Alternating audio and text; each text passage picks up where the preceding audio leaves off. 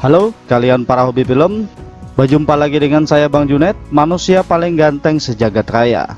Bercerita tentang perampokan, film kali ini agak sedikit unik. Plot twistnya tak bisa ditebak, konspirasi tak terduga. Pihak bank yang dirampok tidak mempermasalahkan bank mereka telah dirampok dan diledakkan. Sungguh kejadian yang sangat langka. Bagaimana bisa ada sebuah bank yang semurah hati itu? Penasaran dengan alur ceritanya? Mari kita lanjutkan.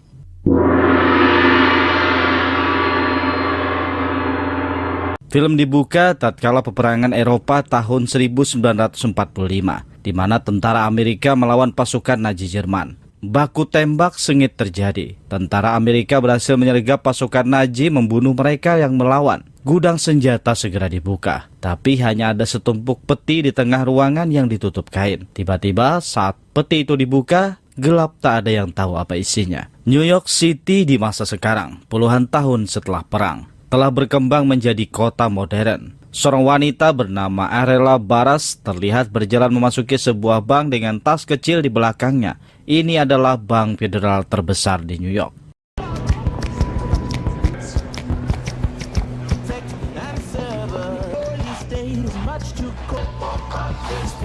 Di luar, seperti yang telah terjadwal, mobil pembersih hama dan serangga datang setiap 6 bulan sekali membersihkan bank tersebut. Tim pembersih ini dipimpin oleh Joseph bersama dua pekerjanya, Bjorka dan Bobby. Di mobil pembersih serangga satunya ada Johnny dan Ramses. Mereka langsung masuk ke dalam sambil menyemprotkan uap pembersih hama.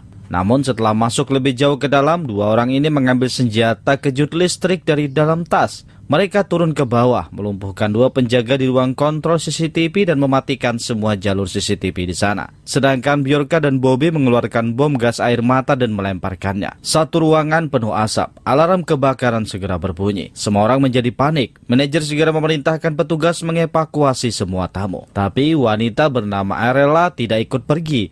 Ia mengambil senjata serbu dari dalam tasnya. Ternyata Arella adalah perampok. Joseph, si pemimpin pembersih hama, juga perampok. Ia bersiap mengeluarkan senjatanya. Wanita satpam segera mengunci pintu keluar. Lanjut ia mengambil senjatanya. Ternyata wanita satpam bernama Josie ini juga seorang perampok. 6 anggota perampok yang dipimpin seorang wanita telah berhasil menerobos keamanan bank federal, menyandra semua tamu bersama penjaga dan manajer bank tersebut. Arella bersama 5 rekannya menggunakan masker, melumpuhkan semua satpam dan polisi penjaga bank. Menodongkan senjata mengancam semua orang yang ada di sana untuk tiarap. Jika tidak ingin kepalanya dilubangi peluru. Seketika situasi bank berhasil dikuasai.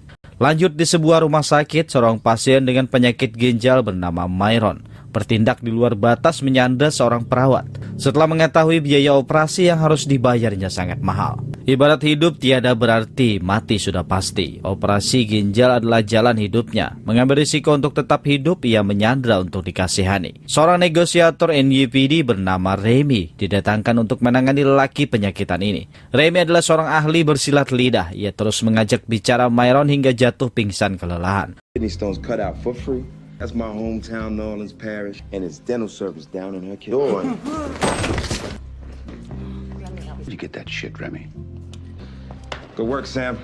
Lanjut scene beralih lagi di sebuah gedung biro FBI New York. Seorang ahli negosiator bernama Dr. Brina Stewart sedang memberi kuliah kepada mahasiswa muda calon tentara FBI.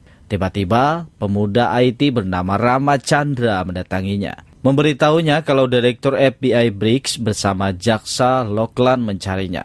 Belum sempat Brina menanyakan maksud kedatangan mereka, dua pejabat ini langsung masuk tanpa mengetuk pintu. Mereka langsung meminta Brina memimpin negosiasi kasus perampokan yang baru saja terjadi di Bank Federal Reserve, bank negara terbesar di New York. Sebagai bawahan, Brina tak bisa menolak, ia hanya bisa mengiyakannya. Di waktu yang bersamaan, Remy juga mendapatkan tugas menggantikan temannya yang sedang sakit untuk memberi bantuan jasa negosiatornya dalam perampokan Bank Federal bersama Brina.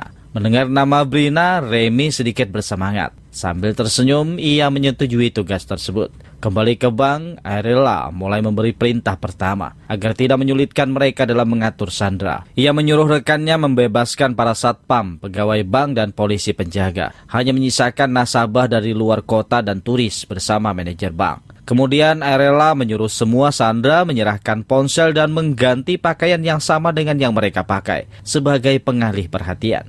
agar polisi di luar susah membedakan mana sandera dan mana perampok. Para nasabah ini tak berani melawan, terutama nasabah turis. Mereka segera melaksanakan perintah tersebut. Namun seorang turis Cina mencoba untuk unjuk gigi protes perlakuan tersebut. Rela langsung menyetrum turis itu hingga pingsan, menyeretnya keluar bersama para sandera yang dibebaskan. Lanjut, tuan manajer bank dipaksa berdiri menyerahkan kunci berangkas. Tapi sang manajer malah menasihati para perampok ini agar kembali ke jalan yang benar, menyerahkan diri sebelum terlambat. Karena polisi FBI dan pasukan SWAT telah mengepung bank, tak ada jalan keluar untuk mereka. Joseph tanpa bicara langsung memukul si manajer, meletakkan pisau di lehernya. Jika dalam 10 detik tidak menyerahkan kunci, lehernya akan putus. Sang manajer kehilangan keberanian, nyalinya ciut di hadapan sang maut. Ia segera menyerahkan kuncinya. Dengan mulus mereka memasuki gerbang berangkas yang mana di sana terdapat tumpukan ratusan emas batangan. You know what to do. Holy shit. Setelah puas memandangi tumpukan emas itu, Arela meminta manajer bank untuk membuka lagi sebuah pintu besi yang disebut gudang. Manajer protes, ia menjelaskan kalau tidak ada apapun di sana, hanya gudang penyimpanan barang lama. Setelah masuk ke dalam, di sana masih ada satu pintu lagi berjeruji besi, yang di dalamnya ada peti kecil tertutup kain. Joseph segera membuka peti kecil itu dengan tersenyum bersemangat, yang ternyata di dalamnya berisi emas berlambangkan Nazi. Itu adalah emas jarahan perang Amerika melawan Nazi pada tahun 1945, yang selama ini disembunyikan dari dunia.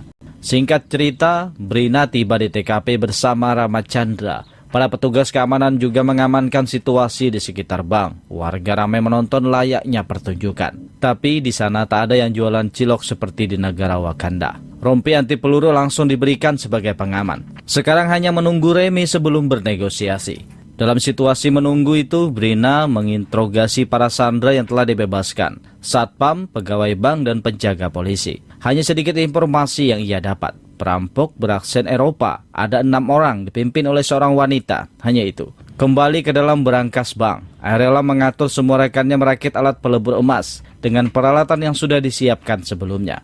Tak ada yang menunda pekerjaan, mereka bergerak cepat merakit semuanya, lanjut melakukan peleburan emas. Yang belum diketahui emas itu akan dicetak menjadi apa. Di dalam mobil, Ramachandra mendapatkan informasi baru kalau korban yang menjadi sandera merupakan semuanya adalah warga negara asing. Mereka juga menahan manajer di sana. Brina langsung menyadari menjadikan warga negara asing agar mudah dikendalikan. Menahan manajer tentu akan dijadikan pemandu. Menyuruh sandera menggunakan pakaian perampok yang sama. Menurut Brina ini sangat luar biasa. Perampok kali ini adalah seorang ahli. Tiba-tiba Remy muncul memperkenalkan dirinya dengan gaya nyentrik. Ia memuji semua prestasi yang pernah dilakukan Brina. Ia seperti telah mendambakan menangani kasus yang sama bersama Brina. Named him Remy. Did people just jump to... Yeah. Yeah, I'm doing my behind. Tell me, is it secret handshakes and all that bullshit? That's my specialty. Yeah, my backyard now. Because you're in my chair. No, not feeling it. Sementara di dalam bank, Arela membuka kotak deposit nomor 392. Dengan wajah sedih yang meletakkan kalung, gelang, dan sebuah buku catatan ke dalam kotak deposit itu dan menguncinya kembali. Lanjut ia mengamati apa yang dilakukan polisi di luar. Saat itu, Brina sedang menjelaskan hasil pengamatannya kepada Remy. Kalau perampokan yang terjadi sekarang mirip dengan perampokan berlian Nazi 5 tahun yang lalu. Tak lama kemudian, satu mobil pasukan SWAT datang dengan peralatan siap tempur mengepung bank. Brina segera meminta Remy memberitahu sang kapten untuk mengamati saja, karena TKP sekarang masih di bawah kendali tim negosiator. Sekarang negosiasi akan dimulai. Ramachandra sebagai pemandu komunikasi. Setelah tombol ditekan, semua telepon di dalam bank federal berdering. Arela sedikit gugup, tapi ia tetap mengangkat telepon itu dengan berbicara bahasa Jerman. Remy tahu jika Arela pasti bisa berbahasa Inggris. Ia bersikeras mengajaknya menggunakan bahasa Inggris. Arela yang belum siap dengan percakapan itu langsung menutup teleponnya. Remy sangat yakin jika Arela pasti akan menelpon balik. Mereka hanya perlu menunggu. Sure. Dan benar saja, setelah 5 menit kemudian Arela kembali menelpon dengan bahasa Inggris tentunya. Ia memperkenalkan diri sebagai yang paling dicari. Selebihnya ia hanya ingin bicara dengan Brina. Ia meminta agar disiapkan makanan dan minuman untuk 20 orang secepatnya. RLA juga meminta disiapkan 2 mobil lapis baja sebelum jam 8 malam. Jika tidak, setiap 1 jam, 1 sandera akan dibunuh. 1208, detaining and threatening hostage. Everything we can for you. We will get you out by midnight. Setelah panggilan berakhir, Remy mengoreksi cara negosiator Brina yang kurang bagus. Seharusnya lebih menekankan pada menawarkan bantuan, bukan mengancam. Orang yang merasa terancam akan lebih nekat. Juga jangan janjikan hal yang belum bisa pasti dilakukan. Sesuai dengan permintaan RLA, Remy membawakan 2 dus minuman penuh untuk para sandera. 2 orang pasukan SWAT segera bersiaga turun dari atap gedung. Mereka menunggu kesempatan untuk masuk, untuk bisa menerobos, bersiap melakukan penyergapan. Di bawah, 1 perampok bersama 1 sandera dengan todongan senjata di kepala mengambil 2 dus minuman tersebut. Remy mencoba memanipulasi perampok itu dengan mencacarnya dengan banyak pertanyaan. RLA segera keluar menghentikan Remy. Ia tahu jika rekannya kehilangan kendali, rencananya pasti akan gagal. Remy tak menyerah, ia juga membujuk RLA agar membiarkannya masuk menemui sandera. Ia menyadari Remy adalah lelaki dengan penuh tipuan di kepalanya. Ia tidak mau tertipu mulut manisnya. Tanpa banyak cakap, RLA langsung mengajukan syarat. Jika ingin sandera selamat, Remy harus mencarikan jalan keluar yang aman untuk timnya bisa pergi membawa emasnya. Remy tak berani lagi mengoceh. Ia tahu kali ini RLA sedang serius. Dengan hanya bercakap sebentar, Remy sudah mengetahui kepribadian RLA. Ia memberitahu Brina kalau RLA ini berbeda dari semua perampok yang pernah ia temui.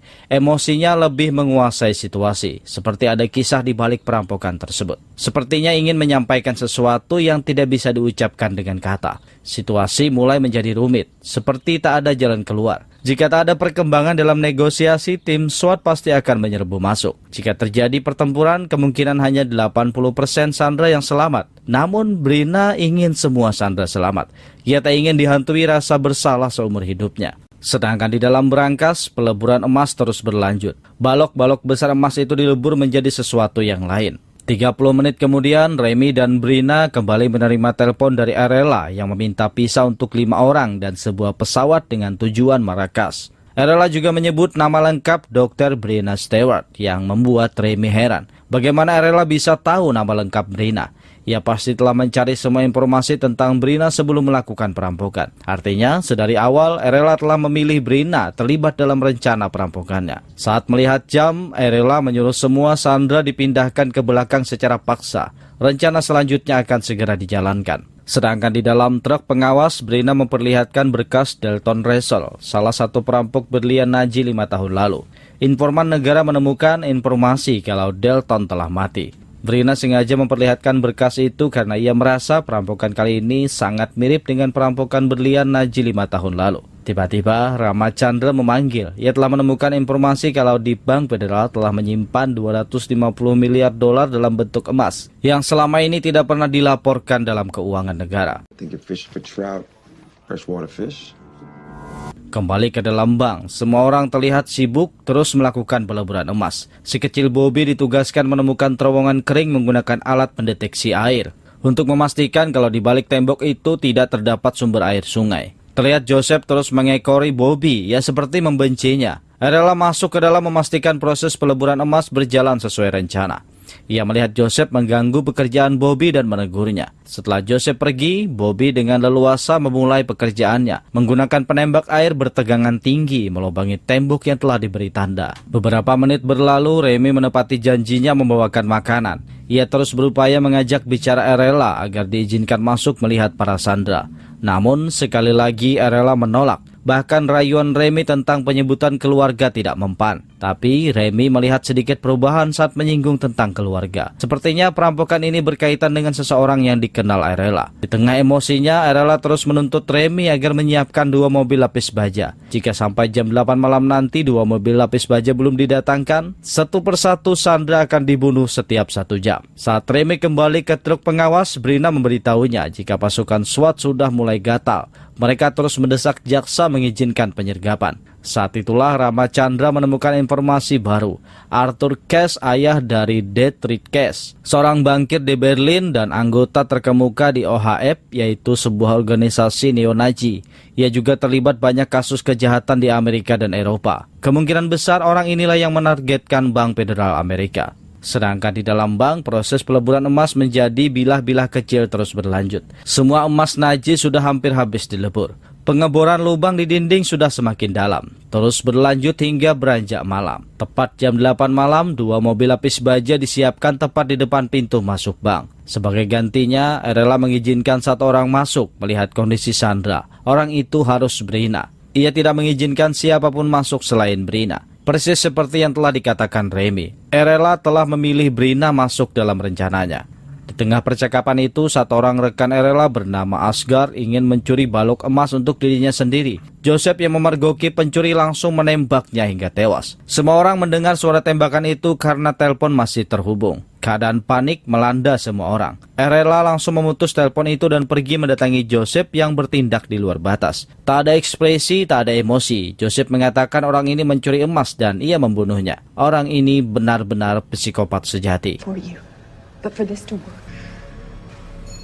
Sementara Brina bersiap masuk ke dalam bank memastikan semua Sandra dalam kondisi baik. I don't need another hostage. I mean, I didn't know you cared. You said you gotta keep it loose, right? Murders everywhere. I like a strong woman. Di dalam mobil pengawas, Remy dan petugas keamanan menyaksikan melalui kamera tersembunyi kancing baju.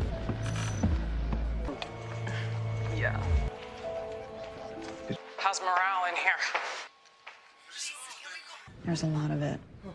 Setelah memastikan Sandra dalam keadaan baik, Erela membawa Brina ke sebuah ruangan. Ia meminta Brina mengganti pakaian seperti yang para perampok kenakan. Kamera tersembunyi juga langsung dimatikan dan dihancurkan.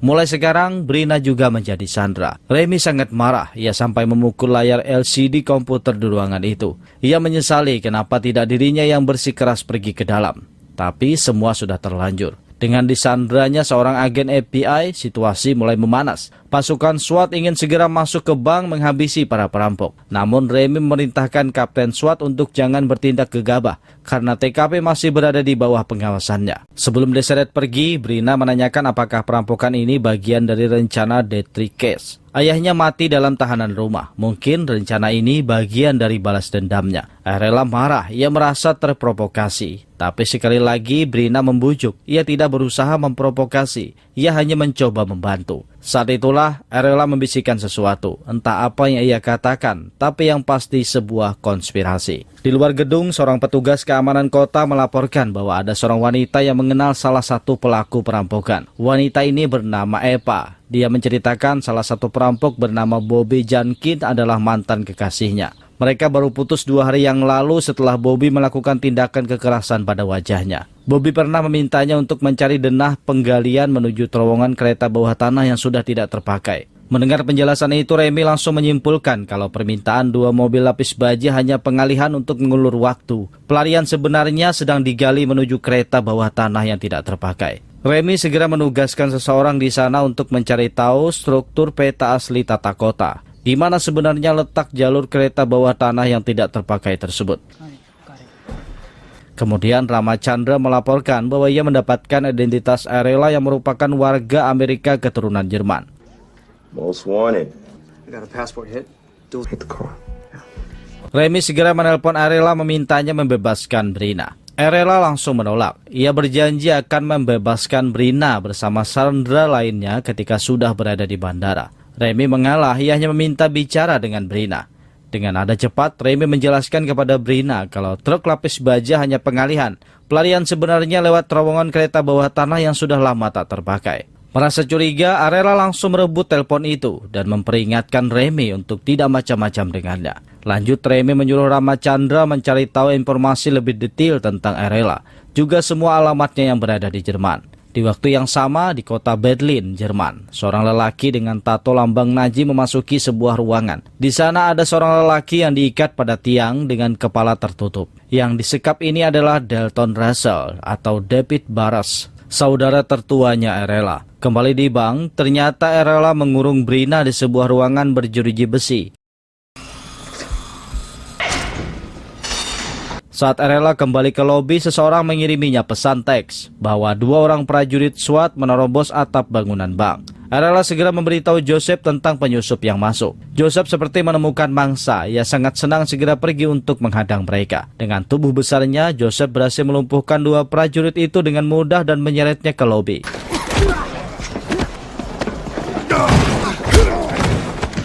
Arella kembali menelpon Remy untuk memintanya menyaksikan apa yang akan dilakukan terhadap dua prajurit tersebut. Remy mencoba menjelaskan kalau bukan dia yang mengirim dua prajurit itu. Tapi di tangan Joseph, kedua prajurit itu ditembaki. Entah apa yang terjadi pada mereka setelahnya. Remy segera berlari keluar menenangkan semua orang agar tidak terjadi pertempuran. Kali ini Remy tidak berani mengoceh di hadapan Joseph. Ia tahu orang ini berbeda. Membunuh sambil tersenyum adalah perilaku psikopat gila. Lanjut, Remy menelpon balik Arella. Ia mencoba sekali lagi menjelaskan kalau bukan dirinya yang mengirim dua prajurit tersebut. Remy juga meminta penjelasan untuk apa meminta mobil lapis baja jika Arella berupaya kabur dengan menggali terowongan. Arella tidak menanggapi pertanyaan Remy.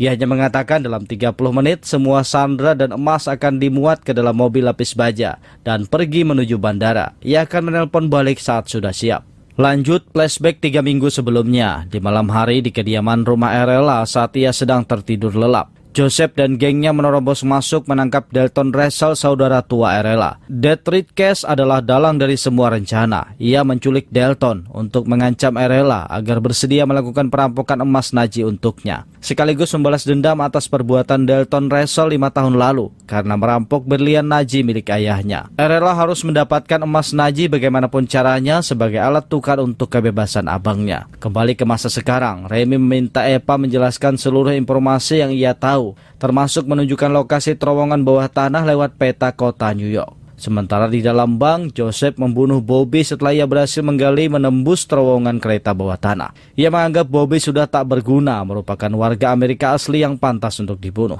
Arella kembali datang menceramahi Joseph. Namun kali ini Joseph mengancam untuk segera menyelesaikan perampokan ini jika ingin abangnya hidup. Setelah mengancam Arella, Joseph mendatangi Brina. Ia memperlihatkan wajah aslinya, juga mengejek Brina sebagai warga Amerika yang merampok harta negara asing. Are a laughing stock. You belongs to many other countries, but bankrupt. With me. Kembali ke Ramachandra, ia telah menemukan informasi bahwa ternyata Arella merupakan adik dari Dalton Russell dan kakek Arella adalah salah satu korban perang yang dibunuh pasukan Amerika. Remy segera menyuruh Ramachandra menggali informasi dari pihak bank tentang dari mana emas Naji itu didapatkan. Just call you the Rabbit-Eared Bandicoot. You're calling me a bandicoot? Can you just call me by my name? It's Indian. Indian? Lanjut, terlihat Arella mendatangi Brina. Ia mengatakan rahasia di balik pencurian berlian Naji. Mereka melakukannya seperti bermain trik sulap. Itulah yang akan mereka lakukan sekarang, bermain sulap menipu Joseph. Sensory cortisone light. Bingo. You know neurology, career military. Or career magician. The Nazi diamond heist was you too. The only true currency is family. Beberapa saat kemudian Joseph memanggil Arella untuk bersiap karena waktu sudah tiba. Mereka lalu mulai memasang bom di beberapa tempat yang telah ditentukan sebelumnya. Sedangkan di luar, Ramachandra memberitahu Remy, ternyata emas Naji itu bisa sampai ke Amerika karena dibawa oleh Komandan Himmler sebagai rampasan perang pada tahun 1945.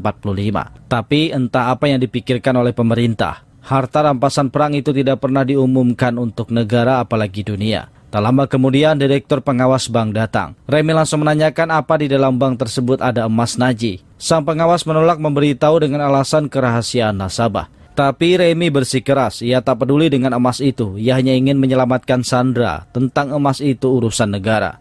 Pada akhirnya pengawas itu luluh mengakui bahwa di dalam bank memang terdapat emas Naji. Remy tidak menyangka ternyata selama ini emas Naji tersimpan di Bank Federal Amerika sebagai kas negara. Juga ada banyak emas lainnya di sana, entah dari mana asalnya. Dari Papua mungkin bisa jadi. Satu-satunya benda berharga yang tak lekang oleh waktu, tak pernah berubah, selalu dapat dipercaya, tak pernah berbohong dengan nilainya. Itu adalah emas. Kembali ke Arella, ia terlihat memasuki sebuah ruangan ventilasi udara dan menyiapkan beberapa peralatan seperti merencanakan sesuatu. Kemudian Joseph memberikan sebuah ponsel dengan kode SIM negara Jerman kepada Brina, bersama satu catatan yang dibungkus rapi dengan plastik. Memintanya mengaktifkan HP tersebut dan mendatangi lokasi yang tercatat di kertas itu jika terjadi sesuatu pada Arella. Di luar, Ramachandra mulai bertanya-tanya tentang pendapat Remy. Apa alasan Arella melakukan perampokan itu? Remy menjelaskan pengamatannya kalau Arella melakukan itu semua karena ada yang sedang mengawasinya, ada yang sedang mengancamnya. Kembali ke Arella, setelah memasang beberapa bom pada lubang yang sebelumnya digali Bobby, ia mengajak Joseph mengambil lebih banyak emas lagi. So, you want to take more gold? Come here. Namun ternyata Erela menjebak Joseph, mengurungnya dalam ruangan berjeruji besi, tepat berseberangan dengan jeruji tempat Brina dikurung. Joseph mengancam jika Erela kembali ke Jerman tanpa dirinya, Dalton pasti akan dibunuh. Tapi Erela tak peduli. Ia telah menyiapkan rencananya sendiri untuk mengatasi masalah Detrick Case. Saat sedang berjalan menjauh, sengaja atau tidak disengaja, Erela menekan tombol pemicu, meledakkan semua bom yang telah terpasang. Ledakan itu mengagetkan semua orang di luar. Ledakan itu juga menghancurkan lubang galian, menyebabkan air menjebol tembok. Air itu menerjang menghanyutkan tubuh Erela yang tergeletak pingsan akibat ledakan. Brina berteriak histeris, tapi tak ada yang bisa ia lakukan. Josie yang mendengar teriakan itu tak berani mendekat. Ia hanya melemparkan kunci agar Brina bisa membuka pintu jerujinya sendiri. Sementara di luar, Remy bersama pasukan SWAT menerobos masuk. Di dalam ada banyak orang berpakaian seperti perampok. Sangat susah membedakan mana Sandra, mana perampok. Mereka tidak terlalu peduli, hanya membedakan menggunakan insting. Meski begitu, satu perampok berhasil dideteksi, berusaha mencari uang dari brankas, dan langsung ditembak mati oleh pasukan SWAT. Karena Brina tak terlihat di sana, Remy memasuki ruangan brankas yang sudah dibanjiri air. Ternyata di sanalah Brina terkunci di dalam jeruji. Remy berusaha mendekat dengan susah payah di tengah arus air. Ia berupaya mencari kunci di bawah air, namun ternyata setelah kunci didapatkan, Joseph lebih dulu keluar langsung menyerangnya. Dengan tubuh besarnya, Joseph dengan mudah menekan Remy di dalam air. Brina yang panik memberanikan diri membuka pintu jeruji, mengambil balok emas memukul kepala Joseph hingga pingsan. Mereka segera berenang keluar dan mengunci kembali pintu brankas untuk menghentikan air menyebar lebih jauh. Remy segera menanyakan di mana Erela. Dengan sedih, Brina mengatakan kalau Erela tidak berhasil selamat, ia tewas terseret air. Singkat cerita, Remy dan Brina berhasil selamat. Direktur FBI Briggs mendatangi Brina. Dengan ekspresi marah, ia mengatakan untuk melupakan promosi jabatannya. Kekacauan yang terjadi telah mempermalukan wajah FBI di mata masyarakat. Inilah definisi terbalik para penguasa. Wajah lebih penting dari nyawa orang lain selain dirinya. Ucapan itu membuat Brina merasa tidak dihargai atas semua yang telah ia lakukan, termasuk saat ia berjuang mempertaruhkan nyawa. Lewat berita televisi, Jaksa Lockland menginformasikan semua korban berhasil diselamatkan. Tidak ada emas yang dirampok, semua perampok diperkirakan tewas terendam air. Remy yang kembali ke mobil pengawas menanyakan di mana Epa. Namun dia sudah pergi dengan meninggalkan sebuah pesan tertulis nomor 392. Remy menanyai semua orang apakah salah satu dari mereka menulis angka itu. Mereka semua menjawab tidak. Remy segera teringat perampokan berlian Naji 5 tahun lalu pada brankas yang sama, nomor 392. Ia segera bergegas menuju ruangan kotak deposit bersama pengawas bank. Dan ketika Remy membuka kotak deposit 392, di dalamnya terdapat satu balok emas Naji, satu buku catatan dan sebuah foto. Yang mana ternyata Erela, Dalton Russell, dan Epa mereka bersaudara. Epa berhasil menipu para polisi dengan memainkan perannya dengan baik. Sedangkan di mobil ambulan, Brina yang kecewa atas perlakuan atasannya teringat ponsel yang diberikan Josie teman Erela. Ia langsung mengaktifkan ponsel tersebut dan berjalan menuju tempat yang dicatatan. Epa terlihat mengawasi Brina dan mengikutinya sambil menghapus make up lebam dekat matanya. Sedangkan Remy masih belum menyerah. Ia menginterogasi semua Sandra satu persatu. Ia curiga perampok itu masih bersembunyi menyamar menjadi seorang Sandra. Whatever it is you drink, Armand. It symbolizes freedom. Namun belum selesai menginterogasi, Jaksa Lockland muncul menghentikannya. Ia memutuskan segera menutup kasus perampokan itu. Perampokan itu telah gagal dilakukan karena banjir menenggelamkan ruangan brankas dan emas tidak ada yang dilaporkan hilang. Sementara di dalam bank, petugas pembersih mengangkut semua puing-puing reruntuhan.